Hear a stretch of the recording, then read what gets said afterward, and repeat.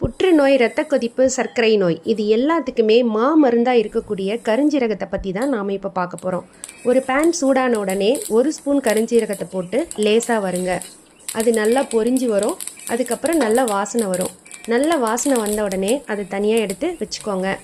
அதுக்கடுத்து ஒரு பாத்திரத்தில் 1/2 லிட்டர் தண்ணி சேர்த்துக்கோங்க. அதில் ஏற்கனவே வறுத்து வச்சுருந்த கருஞ்சீரகத்தை சேர்த்துக்கோங்க. நல்லா கொதிக்க விடுங்க. 1/2 லிட்டர் தண்ணி 200 ml குறைஞ்சி வர வரைக்கும் நல்லா கொதிக்க வைங்க.